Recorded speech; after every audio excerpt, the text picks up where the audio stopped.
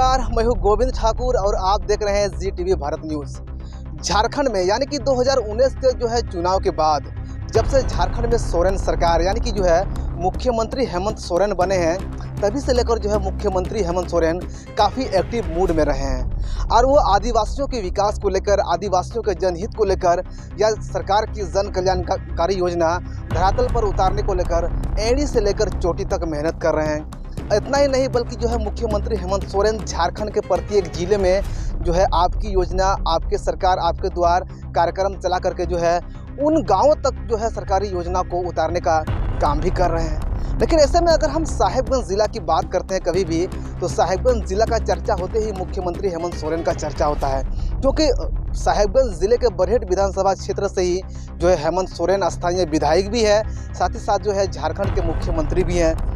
जिसको लेकर यहाँ के अगर खास करके आदिवासी समाज की लोगों की बात की जाए तो उसका सोरेन सरकार के प्रति काफ़ी उम्मीदें रहा है और अभी भी उम्मीद है, क्योंकि झारखंड में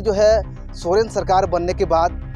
साहेबगंज के आदिवासियों में एक अलग सा उत्साह जगा, एक अलग सा उम्मीद जगा, क्योंकि उन लोग को लगा कि अब हमारे क्षेत्र में विकास होगा, हम लोग का गांव में सड़क नहीं था वो सड़क बनेगा, जो पानी का किल्लत था उसका समाधान होगा, गांव में अगर बिजली नहीं पहुंच रहा था पहले से तो उसका भी समाधान होगा, गांव-गांव तक बिजली भी पहुंचाई जाएगी। लेकिन शायद साहेबगंज ज़िले में ये सरकार का सपना अधूरा है। ऐसा हम इसलिए कह रहे हैं क्योंकि जी टीवी भारत न्यूज़ की टीम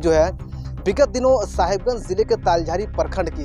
बड़ा दुर्गापुर पंचायत पर स्थित माहौल बोना गांव का पड़ताल किया था। उस गांव का पड़ताल में पता चला था कि उस गांव के आसपास ऐसा नहीं है कि सरकारी योजना संचालित नहीं है। उस गांव के आसपास करोड़ों रुपया का सरकारी योजना संचालित है, लेकिन उस गांव की स्थिति बस सभी बदतर है। जब जी टीवी भारत न्यूज़ की टीम उस गाँव को पहुँचने के लिए जब सड़क पर चल रही थी, तो सड़क पर मानो कि मोटरसाइकिल का दोनों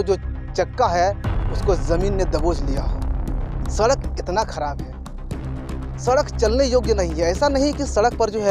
आदमी चलना पसंद करेगा या गाड़ी चलाना आदमी को पसंद होगा, नहीं, उस सड़क पर जानवर तक को चलना पसंद नहीं आएगा, क्योंकि सड़क का स्थिति उतना भी बद से बदतर है। उसके अलावा अगर उस गाँव की बात की जाए, उस गाँव में ना ही पानी का कोई व्यवस्था है और ना ही बिजली का व्यवस्था है। वहाँ के ग्रामीण मानो डेबरी युग के तरह अपना जीवन यापन कर रहा हो, और उस गांव के ग्रामीण है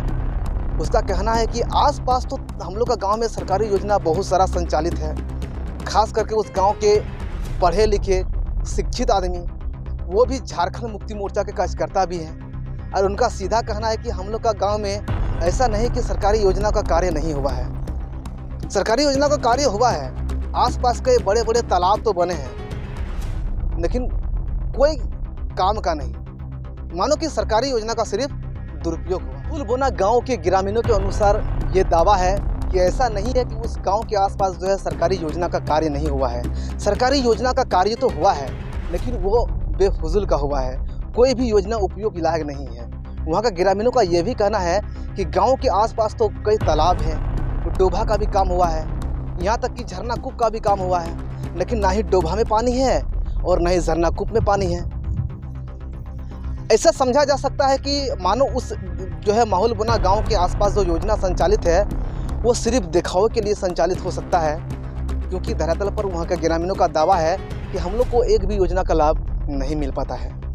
ऐसे में वहां के ग्रामीणों से बातचीत करने के बाद जब जी टीवी भारत न्यूज़ की टीम ने सरकार के यानी कि सोरेन सरकार के जनप्रतिनिधि यानी कि झारखंड मुक्ति मोर्चा के स्थानीय प्रखंड कमेटी तालझारी से बातचीत करने का प्रयास किया, तो प्रखंड के झारखंड मुक्ति मोर्चा के प्रखंड अध्यक्ष चरण हांसदा, उन्होंने बताया है कि उस गांव का समस्या आज से नहीं है, वर्षों से है। तो वहीं चरण हांसदा ने आगे ये भी बताया कि बोरियो से विधायक रहे झारखंड मुक्ति मोर्चा का लोबिन हेम्ब्रम,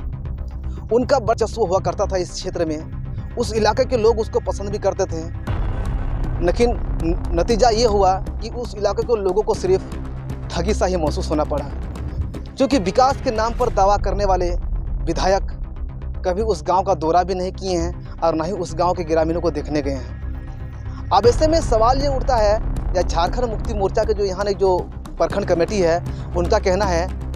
कि जब से सोरेन सरकार बनी है, यानी कि झारखंड में झारखंड मुक्ति मोर्चा की सरकार बनी है, तब से यहाँ के ग्रामीणों को सरकार के प्रति काफ़ी सारा उम्मीदें हैं और वो उम्मीदें अब पूरा होते हुए दिख रहा है। वहाँ का ग्रामीण जो कई दशक से, यानी कि आज़ादी के 78 दशक से जो ग्रामीण जो है सड़क की समस्या झेल रहे थे, पानी की किल्लत झेल रहे थे या फिर जो है बिजली की किल्लत झेल रहे थे, तो अब जो है ऐसे में सोरेन सरकार में उन सारी सुविधा जो है उन क्षेत्र में बहाल की जा रही है धीरे धीरे।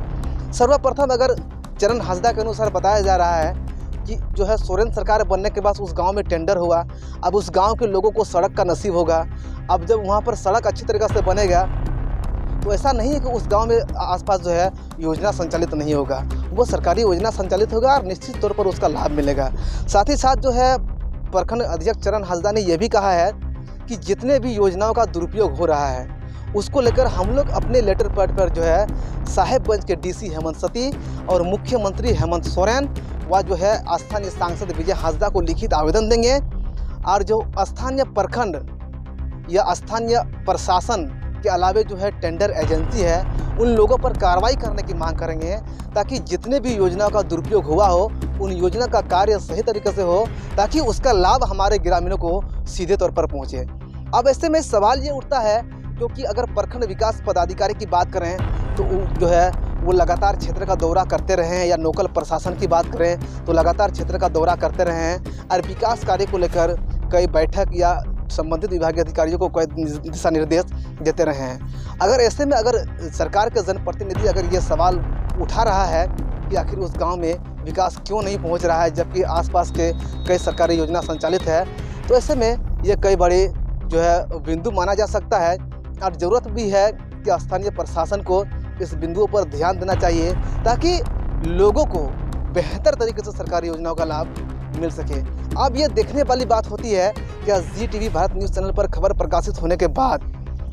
क्या माहौल बना गांव के आसपास के ग्रामीणों को बेहतर तरीके से सरकारी योजनाओं का लाभ मिल पाएगा या फिर जो है उस जो स्थानीय प्रशासन है या उस पर कार्रवाई होगा। Govind Thakur, ZTV Bharat news, Sahibganj. मेरा मुख्यमंत्री जो है ना साहिबगंज जिला कई बार दौरा कर चुके हैं और ग्रामीणों को लाभ देने के लिए, हर गांव में लाभ देने के लिए वो बड़ी पदाधिकारी से कहते हैं कि काम या लाभ दिलाएं हर गांव में। अगर ऐसा सही तरीक़ा से काम नहीं हुआ है, लाभुक सबको नहीं मिल रहा है, तो इस तो उपायुक्त से आग्रह करता हूं कि जांच की कानूनी कार्रवाई की जाए ताकि हमारे ग्रामीणों को सही तरीक़े से